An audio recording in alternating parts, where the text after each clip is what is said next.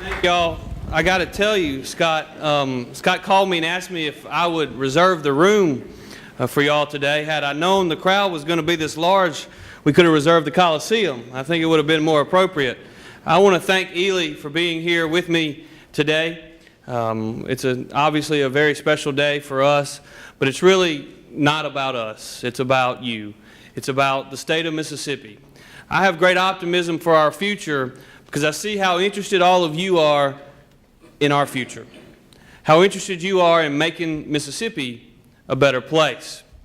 I think back to 2003 when we were contemplating running for statewide office at that time at the ripe old age of 28.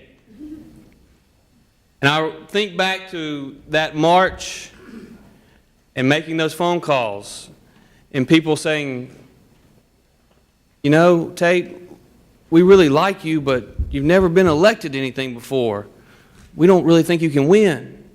Or I'd pick up the phone and I'd call someone and I'd say, hey, this is Tate Reeves. I'm running for treasurer. I need your help. And they say, man, you're really, really a good guy and bright, but you've never served in any office. How do you think you can win? And then I think back to making those calls in March and saying, hey, this is Tate Reeves. I'm running for state treasurer, and I need your help. And people on the other end, good people saying, how are you going to, you've never raised money before. How are you going to do it? We don't think you can win. And as I think about that and I think about the place we are in the state of Mississippi, there's been an awful lot of people all over the country that have said to us that, you know, that's just Mississippi. You can't be successful. Well, guess what? They are wrong. I was just over at the MEMA building, the dedication to Governor Barber. And Governor Barber said something that he said several times before that I know you've heard. He said, oftentimes our biggest problem in Mississippi is that we underestimate ourselves. I am absolutely convinced that our number one priority in our state must be job creation, bringing better and higher paying jobs to Mississippi.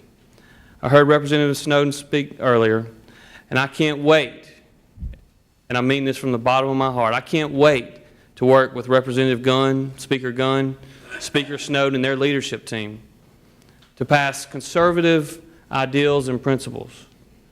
Because I believe as we look to improve our job creation efforts, we must understand that government does not create jobs, but government must create an environment which encourages the private sector to invest capital and create jobs. But I'm also someone who believes that intrinsic within our job creation efforts, we must improve the education attainment level of our citizens. And so I look forward to working with all of you, particularly those involved in the Blueprint Mississippi. I've reviewed it. I think you'll see an awful lot of legislation that is drafted from it and passed out of the state Senate, and I feel certain that will be passed out of the state House. Our best days are ahead of us.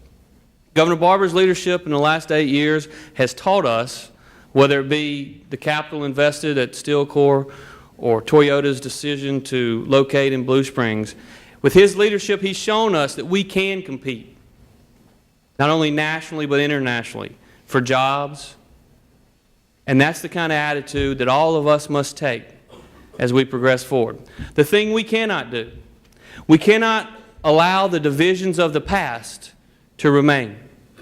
You know, oftentimes in this building, there's an awful lot of people who want to one-up the other one. It's all about one-upsmanship. It's not about passing good public policy.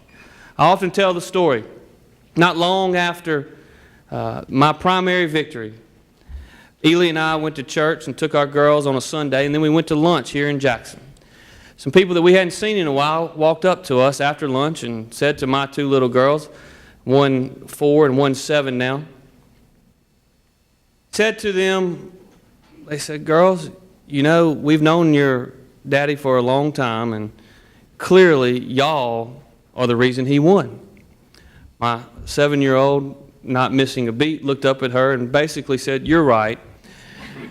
And then she said, but She was just on TV. I did TV and radio. And that's okay for a 7-year-old to think like that, but it's not okay for legislators in this building to think like that, because it's not about who gets the credit. It's about making Mississippi a better place. Now, in about 3.5 hours, I'm going to have the opportunity to get sworn in as our next Lieutenant Governor. As I look around this room, I see an awful lot of people who helped me in my campaign. And to you, I say thank you. I see quite a few people who weren't for me in the campaign. And to you, I say thank you for being involved in the political process. Mayor Dupree, thank you for your courageous run for governor. You're a good man, a good mayor, and I appreciate your leadership in Hattiesburg, Mississippi.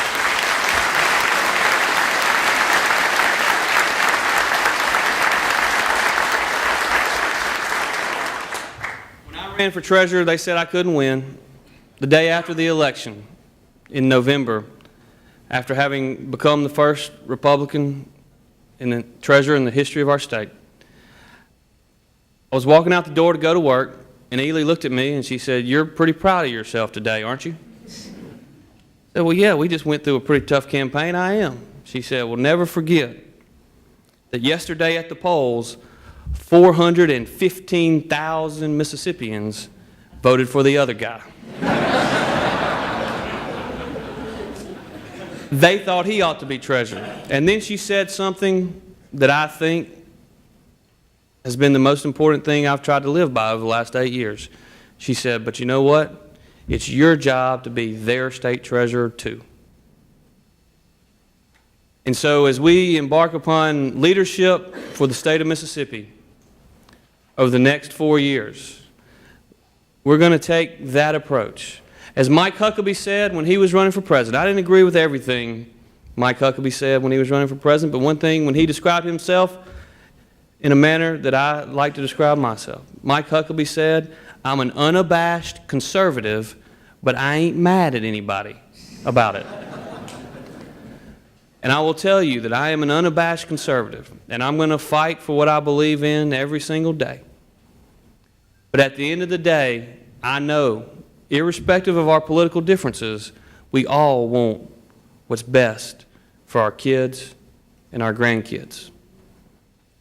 And that's what I'm going to focus my time on over the next 4 years. With your help, Mississippi will be in better shape 4 years from now.